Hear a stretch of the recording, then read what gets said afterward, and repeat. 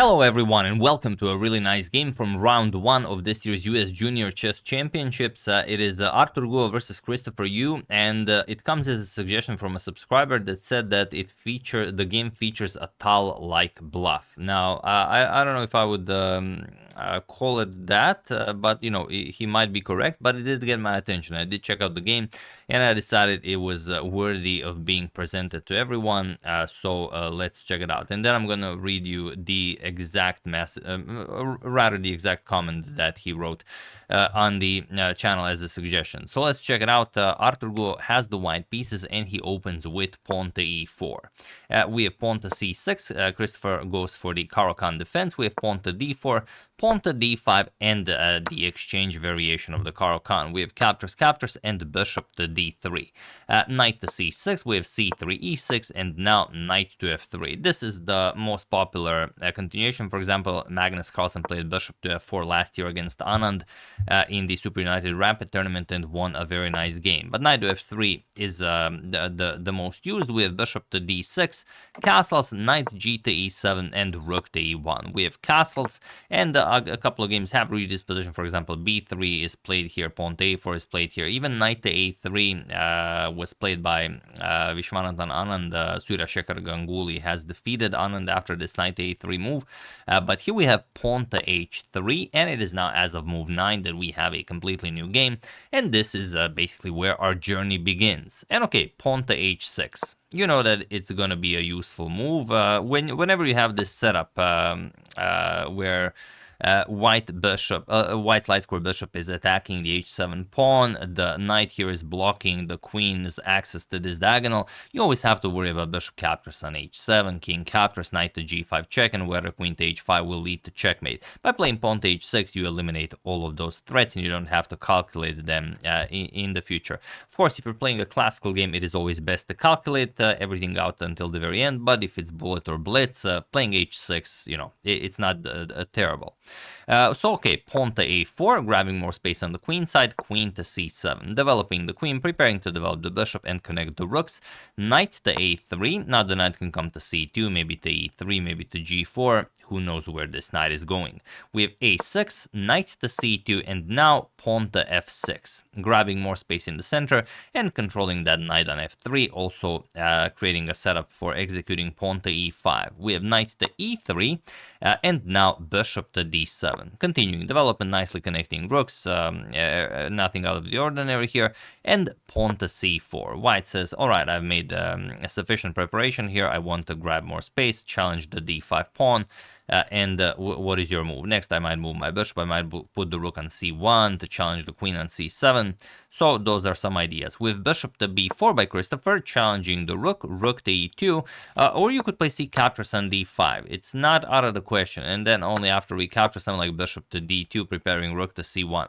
But okay, after bishop b4, rook to e2 right away, and now bishop back to e8, preparing to bring the bishop over to f7, we have c captures on d5, e captures, and now knight to f5. So of course this knight cannot remain here, you have to capture it. We have knight captures, and bishop to f7. A useful defender, also adding support to the d5 pawn.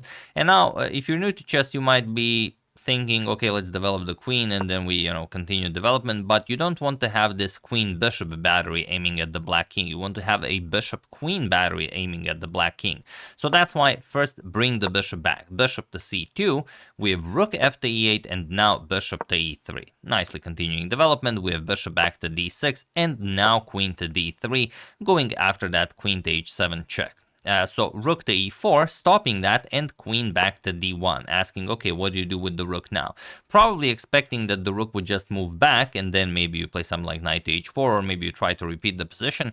But no, Christopher actually goes queen to d7. He says, have my rook, and then I will have a great initiative. Idea being that if you capture, for example, pawn captures, knight e2 attacks the pawn, you can play pawn to f5, and you have a strong central control. You have the possibility of playing f4, going after the bishop, going after white's king. You have the bishop pair the queen. Looks very, very nice. I mean, definitely worth the exchange. So knight to d2, kicking away the rook. rook to h4, and now knight to f3, further attacking the rook, probably considering maybe, okay, rook comes to h5 or something, but no, rook captures on h3.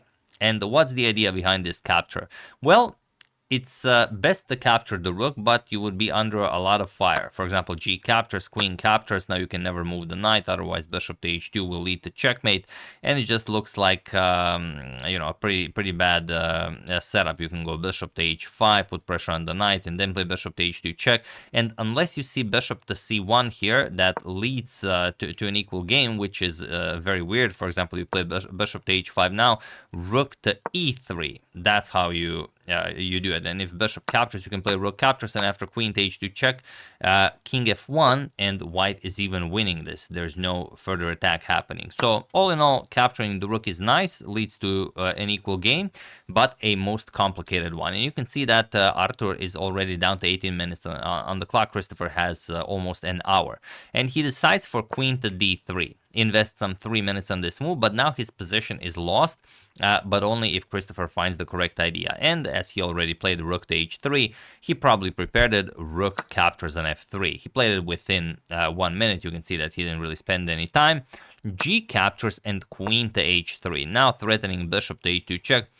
For those of you who maybe are not familiar with this checkmating pattern, let's say white plays a move. The checkmating pattern is bishop to h2 check, king h1, only move as the queen covers f1, and now you just play bishop to g3 with check, or even bishop to f4. Doesn't really matter. King to g1, queen h2 check. You can also do it like this. If the rook wasn't on e2, you could also put the bishop on g3 and then deliver queen captures and f2 checkmate. Well, if the rook and the bishop were not guarding the f2 pawn, but even this is okay. So after queen h3, pawn to f4 was played. It is essential to keep the dark square bishop out of the attack, but now comes queen to g4 check, king to h2, and now rook to e8 is winning for Christopher here. Also knight captures on d4 is winning, but we're not gonna discuss those moves as he played knight to b4, which again is very strong, but it allows maybe for a clever defense. But as you'll see, knight to b4 will be crucial for this attack, and as usual, the b4 playing a part in it is no wonder. So queen to h7 with check, king to f8, queen to h8 check. Now you cannot move the king, otherwise the rook on a8 falls. So bishop to g8. And now what do you play here as white? Well, you have to play bishop to h7. That's the only way to continue. Bishop h7, and then the king goes to f7 to defend the bishop here. And okay, maybe you can still play this, but it's not going to be easy. But it is your best hope. However, after bishop to g8, pawn to f3 was played, and now the position again is completely winning for Christopher. Queen captures on f3, attacking the rook here. Sorry, not captures right away. First, queen to h5 check was played, king to g1, and now queen captures on f3, attacking the rook, and the rook to g2, going after the g7 pawn. But now you cannot do that because you have to play bishop to h7. It's your last hope, bishop to h7, and then you give up the rook here. Queen captures on g8, king to e7, and you continue harassing the black king. Queen captures, king d8, and now something like bishop to f2. You cannot further go after the rook because the bishop on e3 is hanging, and after bishop to f2, okay, the queen goes back, offers a trade, the f8 square is guarded if you deliver a check, so equal game.